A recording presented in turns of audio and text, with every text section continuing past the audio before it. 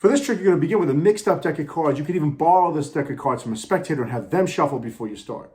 So I have my spectator Vinny here who's going to help me with the trick. So Vinny, I'm going to show you cards one at a time in a second. And what I want you to do is just think of any of the cards in your mind, but don't say anything when you got one. Okay, do you understand? Yeah. Okay. All right, so I'm going to look away, and I'm going to start showing you cards one at a time. And then you will just get one of them in your mind. Wait for one that you like. Did you find one yet? No. Not yet? Okay, it's all right. Just keep...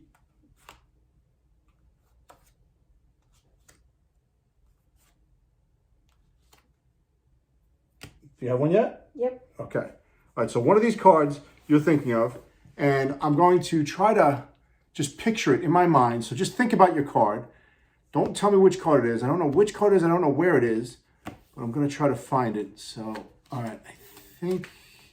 Now, see, what's hard about this trick is that usually you would pick a card, you would take it out of the deck, and you would touch this card, and when you put it back in, I can kind of manipulate and keep track of where it is, and it helps me to find it. But in this case, you're only thinking of a card, and that makes it a little bit tougher for me. So just picture your card in your mind, and I'm just going to, again, I'm going to look away. I'm just going to go through these cards, and just try to find your card in here, and just think about it. And I'm starting to get it. All right, I'm getting a picture in my mind. All right, now this is tough. Okay, let me think. I'm starting to get an idea. Okay, did you see your card just now? No. It wasn't even in there. Okay, all right, that's okay.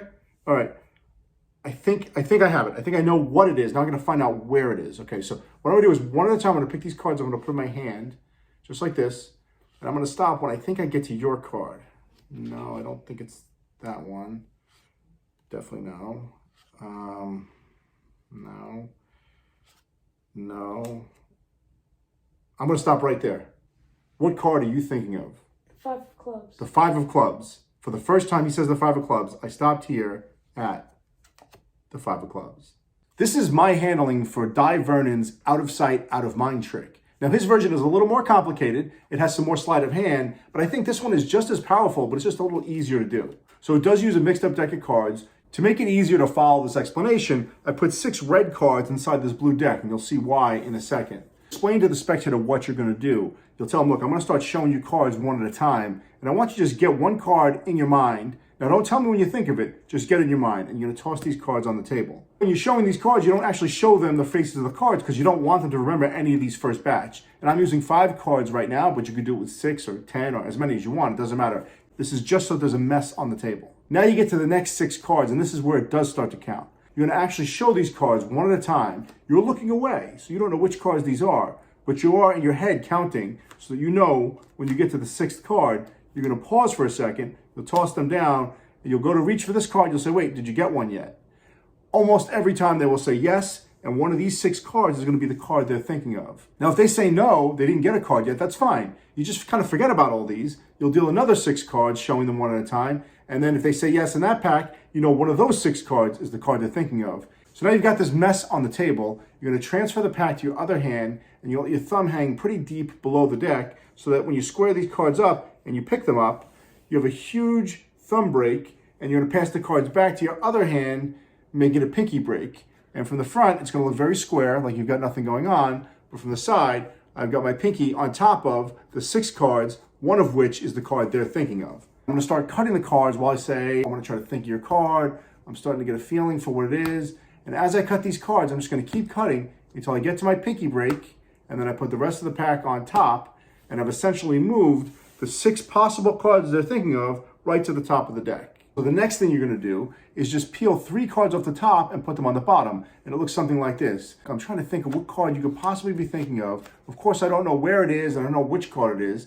And just while you're doing that, you've just moved 3 to the bottom and 3 to the top. And for the next part, you're just going to grab any random card while you explain that in a normal card trick, I'd have you pick a card, I'd take it out of the deck, now I toss it on the table. And you're saying all this so that you could get this card to the bottom of the deck because now you put it on the table, you just place the rest of the deck on top, and you pick it back up again. And now you've put 1 card at the bottom, plus the 3 cards, and then the other 3 cards at the top. The reason you do this is because the next thing you're going to do is flip the cards over, and you don't want it to be obvious that just in case that is the card they're thinking of, that it's the first one they see. Now you'll look away and you'll start showing them the cards. You tell them, look, I just want you to really think about your card, and if you see it, don't say anything. Just kind of really get it in your mind. I'm starting to get a feel for what your card might be. I like to go about halfway through the deck, and then I stop and I say, okay, I think I'm starting to get it now.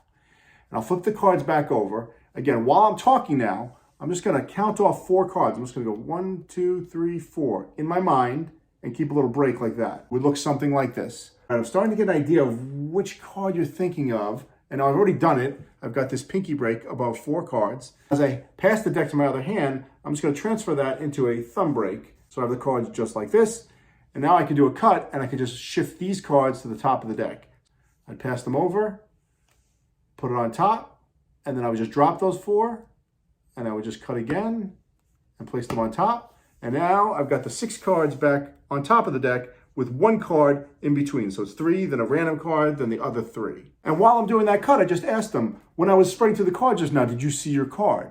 Now you want them to say no. If they say no, that's great because the trick is almost done. So let's pretend they said no this time. You just eliminate these top 3 cards. You know these are not their cards because you just showed these cards and they said they didn't see theirs. So you'll place the deck on the table and you'll tell them that you're going to put the cards in your hand one at a time. You'll start placing cards in your hand, and in your mind you're counting. That's 3, 4. These first 4 cards don't matter. You know the next 3 cards, one of them is their card. Now as you pick the next 2 cards up, it's very easy to just peek at what cards they are as you put them in your hand. So I already saw that was a 6 of hearts, and I'm going to get a pinky break under that 6 of hearts. Let's write like that. And then I'm going to look at the next one, and I see that it's a 10 of hearts, so that's going to go on top of that. And then I'm going to stop right there. I'll ask them, now for the first time, just tell me what card you were thinking of. Now, if they say the 6 of hearts, well, I have to do a double turnover because I have a pinky break there already. I'm just going to show the 6 of hearts. The way I like to do it is I'll flip this card over. As I flip these over, I put it on top, and then I can just peel off that 1 card and hand it to them. That was the card they were thinking of. If they said the 10 of hearts, that's just as easy. I'll just drop the break as if it was never there, and I'll just peel the top card off and show it to them. And there's the 10 of hearts. Now, the best case scenario is that the card they say is not one of the 2 cards you've seen. In that case, you just drop all the cards onto the table. You show them the card that they stopped at. The next card is. It has to be their card because it's the only one that you haven't seen already. Now I'll cover what you should do if they say they did see their card when you spread through the cards on the bottom. While you're asking that question, you're dealing off 4 more cards into your fingers and you're getting a pinky break above 4 cards. And if they say no, they didn't see their card, then fine. You just forget about that break, put the cards down, and you do what I just taught you. If they say yes, they did see it, that's fine. You'll just do another double cut, adding 4 cards on top. So you know their card is one of these 3 on top. So you'll cut the cards, putting these 4 on top, cut them back, and now you've got 4 random cards, 1, 2, 3, 4, on top of the next 3 cards, and you do the exact same thing to end the trick.